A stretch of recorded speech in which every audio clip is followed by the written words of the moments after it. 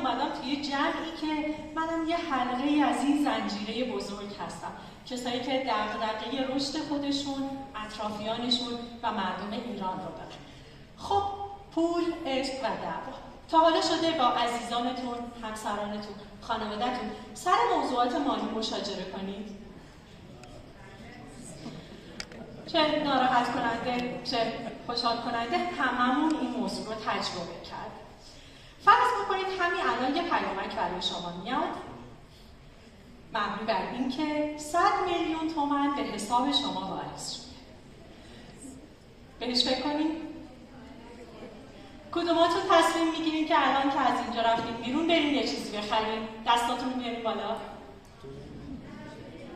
کیا تصمیم میگیرن پس انداز بکنن؟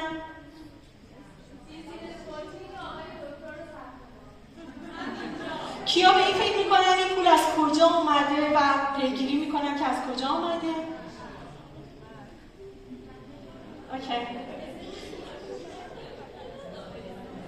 SMS اومده خدا داده. بعد خب دوستان میبینید پول فقط یه عدد نیست. هر کدوم از شماها تو ذهنتون دنبال این بودین که یه کاری با اون پوله بکنید. و این فکر از کجا میاد؟ این فکر از باورها و ارزش‌های شما در مورد پول میاد. من منصور صحرای مقدم، روانشناس بالینی و زوج درمانگر هستم. از سال 92 مشخصاً روی مشکلات جنسی آقایان کار می‌کردم. آرام آرام زوج‌ها به مطب من وارد شدن و ما هممون میدونیم موضوعات جنسی تقریباً تابو هست و کمتر کسی ازش حرف میزنه. ولی آمارها نشون میده یکی از عوامل مهم طلاق موضوعات جنسی هست. توی جلسات درمانم متوجه شدم زوج‌ها یا از موضوعات مالی شکایت میکنن یا از موضوعات جنسی. دیدم اینها دو سری ماجران، گاهی از این گاهی از اون. وارد آمار که شدم دیدم زوجین در یک سال 58 بار سر موضوعات مالی با هم دعوا میکنن و این عدد بزرگه، تقریبا میشه هفته یک بار. و آمار مهمتر دیگه این که 17% از زوجین حساب بانکی مخفی دارن. چه احساسی پیدا میکنید اگر متوجه بشین همسرتون، شریک عاطفیتون و پارتنرتون یه حساب مخفی داره؟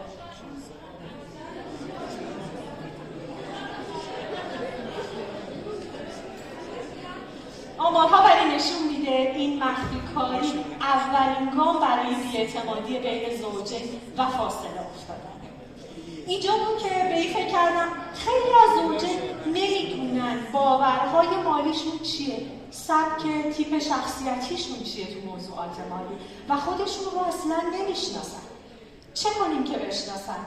پای آموزش اینجا میاد وسط که خیلی کمه، آموزش دقیقی در مورد این موضوع نداره. سرچ بیشتر که کردم دیدم زوج درمانی مالی توی ایران تقریبا زوج درمانگر مالی نداره. پول یه آتیش زیر خاکستر مشکلات زوجین هستش که تا یه باد کوچیکی بیاد آتیش میگیره. اینجا بود که من وارد عرصه زوج درمانی مالی شدم و برند همسرمایه رو ایجاد کردم. همسرمایه متولد شد توسط من برای کمک به زوجین. ما تو همسرمایه داریم به آدم‌ها کمک میکنیم، به خانواده ها کمک میکنیم که خودشون رو بشناسن، بتونن گفتگوی مالی مؤثر داشته باشن، بتونن برنامه ریزی های مالی خوب بکنن و بتونن سرمایه گذاری روی موضوعات عاطفی و مالیشون داشته باشن. توی این مسیر ما روی شناخت ها کار میکنیم. عزیزان دیگه که تو حوزه مغز، رفتار و هر عزیز دیگری که آشناییت با این موضوع داره میدونه که هر جا که پای انسان در میانه است، رد پایی از ارزش‌ها و باورها هم وجود داره.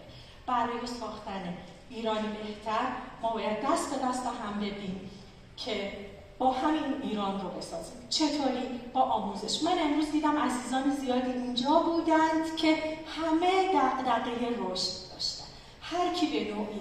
ما توی همسرمایه کمک میکنیم رمز و رازهای پول شکافته بشه، گفتگوی مالی میکنیم، قوانین مشترک ایجاد میکنیم و پول به جای اینکه محل دعوا بشه محل صمیمیت و دوستی آدم‌ها بشه. زوج درمانی مالی دیگه یه انتخاب نیست، یه ضرورته. اونجا جایی بود که فکر کردم به عنوان یه زوج درمانگر اگر این بخش موضوعات زوجه رو نادیده بگیرم، مسئولیت خودم رو به کمال احسن انجام ندادم. خیلی خوشحالم که به من گوش دادین. راه‌های ارتباطی با همسرمایه و من. ممنونم ازتون.